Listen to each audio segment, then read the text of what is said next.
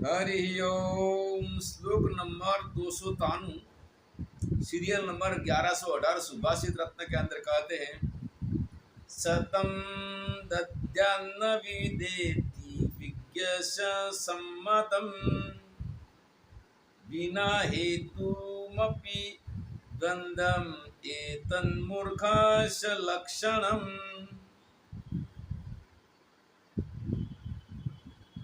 यहाँ पर सुभाषित रत्न में कहते हैं कि चाहे सैकड़ों का वारा न्याय हो जाए,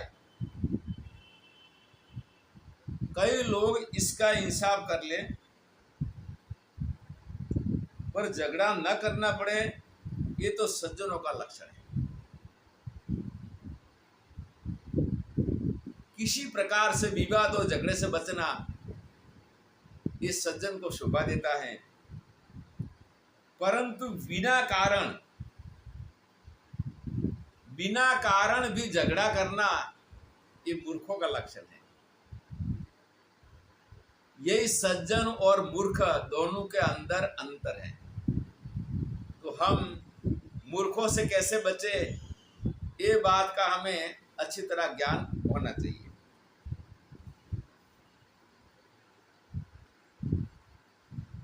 श्लोक नंबर 294, सीरियल नंबर 1119। अभिवाद्य यथा वृद्धान् सन्तो गच्छन्ति निर्वृतिम् एवं सज्जनमाकृष्य नीचो भवति निर्वृतः। अभिवाद्य यथा वृद्धान्, अपनी शक्ति के अनुसार जितने भी वृद्ध, मतलब अवस्था वृद्ध, ज्ञान वृद्ध, विद्या वृद्ध, आश्रम वृद्ध, ये सभी को सज्जन व्यक्ति नमस्कार करते हैं और नमस्कार करके निवृत्त होते हैं, और अपने से छोटे होते हैं उनको प्रेम से बुलाते हैं, जय श्री कृष्ण इत्यादि वचन से संबोधित करके वो अभिवादन करते हैं। और इससे विपरीत जो नीच लोग होते हैं, दुष्ट लोग होते हैं, वो उनको कष्ट देके, गाली देकर, निंदा करके, आलोचना करके उनको शांति होती है। इससे पहले उनको चैन नहीं पड़ती है, क्योंकि उनको स्वभाव से वो वैसे होते हैं। श्लोक नंबर 295, सीरियल नंबर 1120, महाभारत आरण्य पर्व के अंदर कहते हैं, अन्यान् परिवदन् साधुर्यथा हि परितप्यते तथा परिवदन्यासन् संतुष्टो भवति दुर्जनः। अन्यान् परिवदन् साधुर यथा ही परितप्यते। दूसरे की निंदा अगर गलती से भी हो जाए, दूसरे कोई निंदा भूल से हो जाए, तो भी सज्जन व्यक्ति इसका पश्चाताप करते हैं। एक बार एक संत के पास दो भक्त आ गए। वास्तव में व्यक्ति निंदित था, समाज में इसकी निंदा होती थी, निंदित था, और संत के पास जाकर भी उन्होंने निंदा शुरू किया। तो संत ने कहा कि भाई इसकी कर्मों का फल वो भोगेगा, समाज में इसकी निंदा हो रही है, इसके कर्मों का फल वो भोगेगा। ये लोक में अपकीर्ति और परलोक में भी इसको इसका मरने के बाद भी दंड मिलेगा। परंतु हम हमारा अंतःकरण को कलुषित क्यों करें, दूषित क्यों करें? हमें इस निंदा से बचना है। ये करके भूल से भी सज्जन लोग कभी किसी की निंदा या आलोचना नहीं करते। और इससे विपरीत जो दुष्ट लोग होते हैं, उनको निंदा के बिना वहां पर शांति नहीं मिलती। उनको, दुर्जनों को निंदा करने पर भी निंदा करने से ही उनको संतुष्टि होते सुख होता है, ऐसे वो संतुष्ट या शांत नहीं रहते, क्योंकि उनको निंदा करने का व्यसन बन गया है। श्लोक नंबर 296, सीरियल नंबर 1122, वामिनी विलास में कहते हैं, निष्णातोऽपि च वेदान्ते वैराग्यं नेति दुर्जनः चिरं जलनिधौ मग्नः पाषाण इव मार्दवम्। निष्णातोऽपि वेदान्ते वैराग्यम नेव दुर्जनः, यहाँ पर शास्त्रीय दुर्जन का लक्षण बताया है कि जो शास्त्र पढ़कर जो पारंगत हो गया हो, जिसका शब्द ज्ञान बहुत हो, वेदांत का निष्ठांत बन गया हो, परंतु दुष्टात्माओं में वैराग्य नहीं आता। ज्ञान के अनुसार, ज्ञान शास्त्रीय ज्ञान के अनुसार इसका आचरण जीवन में आए, वैराग आए, संयम आए, तो फिर वहां पर ज्ञान की असर हुआ है। अगर वैराग्य के अंदर संयम नहीं है, अपने अंदर खान पान आदि पदार्थों के अंदर ज्यादा आसक्ति है, तो समझो कि इसका पढ़ा हुआ वेदांत या दर्शन कि इसको असर नहीं हुआ है। तो निष्णातो भी वेदांत वैराग्य नेव दुर्जन, दुर्जन को वैराग्य नहीं होता। अब दृष्टांत देते कि चिरम जल निधो मग्न पाषाण इव मार्दव, पानी के अंदर पत्थर रहता है, लगातार पानी में रहने पर जब इस पत्थर को बाहर लाके तोड़ोगे तो भीतर से कोरा निकलेगा, इसमें भेद नहीं आएगा, इसमें भेद नहीं आता है। जैसे ज्ञान की असर वैराग्य के साथ आती है, वैराग्य बिना ज्ञान की असर नहीं होती, और वैराग्य के साथ ज्ञान भी जरूरी है, क्योंकि वैराग्य होने पर ज्ञान नहीं हो तो भी वो वैराग्य मोक्षदायक नहीं बनता है। यहाँ गीता जी का 2 अध्याय के अंदर श्लोक है, विषया विनिवर्तन्ते निराहारस्य देहिना रसवर्जम रसप्यस्य परम दृष्ट्वा निवर्तते। लेकिन भीतर की वासना है वो तो ब्रह्म साक्षात्कार होता है। तो ब्रह्म साक्षात्कार के लिए 2 वस्तु अनिवार्य है, विवेक और वैराग्य दोनों। पक्षी एक पंख से नहीं उड़ सकता, 2 से उड़ता है, वैसे विवेक और वैराग्य 2 जब वहां होता है तो वहां आत्मज्ञान में कोई अवरोध नहीं आता है। श्लोक नंबर 297, सीरियल नंबर 1124, सुभाषित रत्न के अंदर कहते हैं, यथा परोपकारेषु नित्यं जागर्ति सज्जना तथा परोपकारेषु जागर्ति सततम खलः। यहाँ कहते कि परोपकार के अंदर सज्जन निरंतर जागृत रहते हैं। परोपकार ही जिनका लक्ष्य है, क्योंकि उन्होंने अपना कर्तव्य से पूर्ण हो गए, कृतकृत हो गए, तो शेष वो लोक कल्याण का कार्य करते हैं। लोक कल्याण का कार्य के लिए भी कुछ लोग ऐसा मानते हैं कि ये भी मोक्ष में बाधक बनता है, तो गीता के अंदर भगवान कहते हैं कि नहीं, यज्ञ दान तपः कर्मम पावनानि विनिषणा, वो पवित्र को भी पवित्र करने वाले, मतलब पवित्र को पवित्र कैसे करा जाए। परंतु कहने का भाव ये है, सत्य संबंधो लक्षणा, पवित्र व्यक्ति अगर ये कार्य में प्रवृत्त होगा तो इसका ज्ञान कभी नष्ट नहीं होगा और ज्ञान निष्ठा में बनी रहेगी और ये कार्य भी होते रहेंगे। इसीलिए लोक कल्याण का कार्य के अंदर, परोपकार का कार्य के अंदर ज्ञान होने के बाद भी करेगा तो वहां पर ज्ञान में बाधक नहीं बनेंगे। ये करके यहाँ पर परोपकार के अंदर सज्जन निरंतर रत रहते हैं, और इससे विपरीत तथा परोपकारेषु जागर्ति सततम खलम, दूसरी ओर दूसरों को दुष्ट देने के लिए वहां पर दुष्ट लोग लगातार जागृत रहते हैं और जागृत रहकर फिर वहां पर उसको कष्ट पहुंचाया करते हैं। और कुछ भी इस प्रकार के दुष्ट हो गए हैं लोकशाही के राज में कि जिनकी पुलिस स्टेशन के अंदर फाइलें बन चुकी है,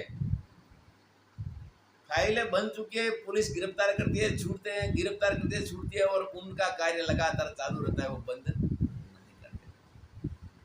तो यहाँ पर ये विषय तो राज्य सरकार का उसको विचारना है। हम तो यहाँ पर इस लक्षण की व्याख्या करते हैं।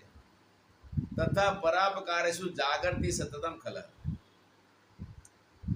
श्लोक नंबर 298 सीरियल नंबर 1125 सुभाषित रत्न में कहते हैं, प्रायः परोपतापाय दुर्जन सततोद्यत अवश्य करणीयत्वात् न कारणमपेक्षते। प्रायः परोपतापाय, दूसरों को कष्ट देने के लिए, दूसरों को दुख देने के लिए, पीड़ा हानि पहुंचाने के लिए दुर्जन निरंतर लगे रहते हैं। उनको इसी के अंदर ही आनंद है और इसके अंदर ये बुरा कार्य करने के लिए वो कारण की अपेक्षा नहीं करते। ये करते कि यही हमारा अवश्य कर्तव्य है। ये दुर्जनों का स्वभाव है और कई जगह में दुर्जनों की पीड़ा से सज्जनों को, वहां दुर्जन ज्यादा होते हैं वहां सज्जनों को हटना पड़ता है और हट के वहां से चले जाते हैं। तो ये करके हमें दुर्जनों को पहचान के, दुर्जनों को जानने के लिए ये सारे प्रमाण दिए हैं, इससे हम दुर्जन से बच के रहें। श्लोक नंबर 299 सीरियल नंबर 1126 महाभारत उद्योग पर्व में कहते हैं, अकस्मादेव कुप्यन्ति प्रसीदन्त्या निमित्ततः शीलमेतद् साधूनाम् अभ्रं पारिप्लवं यथा। यहाँ पर कहते हैं कि अकस्मात कुप्यन्ति प्रसिद्ध्यन्ति निमित्ततः, शरद काल में मेघों की तरह दुष्टों का ये स्वभाव है कि बात बात में क्रोध कर लेना और बात बात में राजी हो जाना, और कई बार बात पूरी सुनते भी नहीं और क्रोधित हो जाते हैं। तो अकस्मात एकदम जो क्रोधायमान भी हो जाते हैं और अचानक वो खुश भी हो जाते हैं। इसी प्रकार संत होते हैं, ये क्रोधायमान तो होते ही नहीं है और वैसे इतने साधारण बात के अंदर इतना प्रसन्न और खुश मिजाज भी नहीं बन जाते। उनकी निष्ठा अचल रहती है। अब यहाँ पर अनुष्टुप छंद पूरा होकर दूसरा आर्या छंद शुरू होता है। अनुष्टुप छंद के अंदर 4 चरण होते हैं और चारों चरण के अंदर एक एक चरण में 8-8 अक्षर होते हैं। आधा अक्षर जो होता है वो गिनती में नहीं आता, पूरे अक्षर 8 हो तो एक चरण। वैसे अनुष्टुप छंद के 4 चरण हैं। अब यहाँ भी छंद के 4 चरण होते भी वहाँ पर आर्या छंद में थोड़ा अक्षर ज़्यादा है और इसका उच्चारण भी थोड़ा अलग है। ये मैं आपकी जानकारी के लिए बताता हूँ। सांख्य कारिका में सारे छंद आर्या है। श्लोक नंबर 300 सीरियल नंबर 1130 सुभाषित रत्न में कहते हैं, विषुनत्वमेव विद्या परदूषणमेव भूषणं येषाम् पर दुःखमेव सांख्यम शिव शिव ते केन वेद सा सृष्टाः। पिशुनत्वम एव विद्या। पिशुनत्व मतलब चाड़ी खाना, चाड़ी चुगली, इसको पिशुनत्व कहते हैं। और परदूषणम एवं भूषणम, दूसरे के दोष को लगातार देखे रहना। दूसरे के जो दोष है, ये दोष को लगातार देखते रहना, यही उनका भूषण है। पर दुखमेव सांख्यम, और पर दूसरे को दुख देना, दूसरों को पीड़ा देना, दूसरों को हानि पहुंचाना, इसके अंदर ही वो अपने को सुख मानते हैं। दूसरे को दुख देना, हानि पहुंचाना में आपको सुख मानते हैं। ये किसका स्वभाव है? दुष्टों का। तो यहाँ पर भक्त कहा कि हे परमात्मा, शिव शिवते केन वेदसा सृष्टा। तो हे भगवान, ब्रह्मा जी ने हमें ऐसे दुष्टों को क्यों बनाए? ऐसे दुष्टों को क्यों बनाए? पर यहाँ पर अगर दुष्टों का कभी प्रकार हमें कोई बार समागम हो जाए और नुकसान हो जाए, तो इसके साथ प्रारब्ध भी है, वो हमारा कर्म का फल है। हम बने तो उनका इस द्वारा हमें थोड़ी बहुत ईजा पीड़ा पहुंचाने के बाद भी हम उससे बच रहे रहने के लिए सावधान रहें और इससे बच के रहें। श्लोक नंबर 301, सीरियल नंबर 1132। परवादे दशवदनः पररन्ध्र निरीक्षणे शस्त्राक्षः सद्वृत्तवित्तहरणे बाहुशस्त्रार्जुनः पिशुनः। परवादे दशवदनः, दूसरों की निंदा के अंदर 10 मुख, दूसरों को दोष देने के लिए, दूसरों को अंदर से दुर्गुण देखने के लिए 10 मुख दोष जैसे होते हैं। 10 मुख किसी का होता नहीं, मुख एक होता है। पर समझ लो कि इसका मतलब कि उनको दोष देखने में इतना रस होता है कि वो पीछे हटते नहीं है, और कोई सुनने वाला होगा तो सुनाते भी वो थक जाएंगे। साथ साथ परस रंध्री, दूसरे को दोष देखने के लिए, इसके अंदर गुण में दुर्गुण देखने के लिए 1000 आंख जैसी उनकी स्वभाव है। वो 1000 आंख किसी की होती नहीं है, पर इतना सूक्ष्म दृष्टि से, इतना बारीकाई से वो उनका दोष देखने के लिए ही वो लगातार लगे रहते हैं।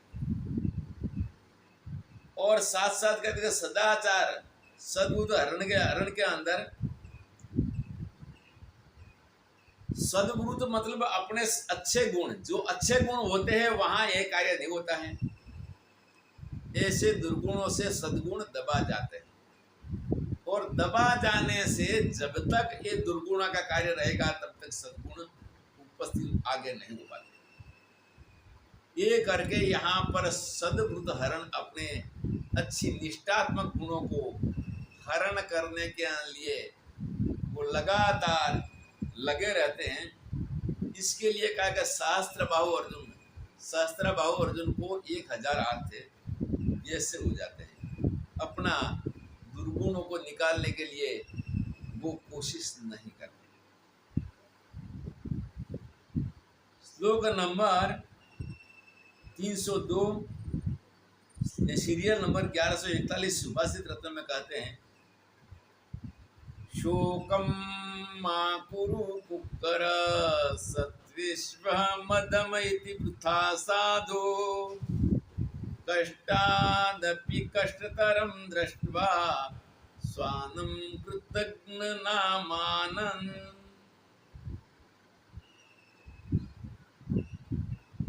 कवि यहाँ पर कहते हैं कुत्ते को कि हे कुत्ता, तू शोक मत कर, तू तो अपने को दुखी समझकर, सब जीवों से नीचे समझकर दुखी न हो, क्योंकि इससे अधिक नीच और कष्टकारक तो वो मनुष्य, उससे अधिक नीच और कष्टकारक वो मनुष्य कि जिसने उपकार किया है, जिसने इसके ऊपर उपकार किया है, वो उपकार को भी भूल जाता है। और तू तो इससे और अच्छा है, क्योंकि तू पशु है और वो मानव है। तेरे अंदर जो उपकार करने पर भी इसका एहसान नहीं मानता है, साथ कभी इसको कष्ट देने के लिए खड़ा हो जाता है, तो इससे तो कुत्ता बहुत अच्छा है। इसीलिए यहाँ पर ऐसे दुष्ट व्यक्ति को कुत्ते से भी नीचे की उपमा दिया गया है। अब आखिरी श्लोक है, श्लोक नंबर 303, सीरियल नंबर 142, शिशुपाल संवाद में कहते हैं, महातस्करसा विलंघयन् निज दोषेण कृतिर्विनश्यति, कुरुते न खलु स्वेच्छया शलभानिन्दान विदधतीति। बड़े आदमियों को महतरस्तरा विलंघयन्, बड़े आदमियों पर वेग से आक्रमण कर, यहाँ पर कहता आक्रमण का मतलब उनके ऊपर शस्त्र से आक्रमण नहीं, पर जो महान सद्गुणी और अच्छे व्यक्तियों को अंदर उनको नीचा दिखाने के लिए कोशिश करते हैं, उनको नीचा करने के लिए अपनी सारी शक्ति को लगा देते हैं, और वो अपने दोष को स्वयं नष्ट नहीं करते। और वैसे ये दुर्बुद्धि, ऐसे दुष्ट उनके स्वभाव से, उनकी क्रिया से अपने आप नष्ट हो जाते हैं, क्योंकि ऐसे लोगों को किसी से सहयोग नहीं मिलता है। जैसे जरा पतंग जो है आकाश में उड़ने वाली तितली, इसको पतंग कहते हैं। पतंग अपनी इच्छा से अग्नि का ईंधन बन जाता है, अग्नि इसको आकर्षित करके नहीं लाता, पर उड़ता हुआ पतंग अचानक अग्नि के सामने आता है और जल के भस्म हो जाता है। वैसे ये दुष्ट लोग हैं, उनको भी ये गति होती है। तो ये करके अपने दोषों को देखकर इसको दूर करने की कोशिश करें, और शास्त्र प्रमाण के अनुसार अंतर्मुख होकर अपना दोष देके दूर करने की कोशिश करें। और ऐसे दुष्ट स्वभाव के लोग हैं, उनसे बचने की कोशिश करें, और उनसे बचने में ही व्यक्ति का कल्याण है। इसके साथ हमारे संक्षिप्त व्याख्यान माला का दुष्ट स्वभाव वाला अध्याय पूर्ण होता है। हरि ओम तत्सत।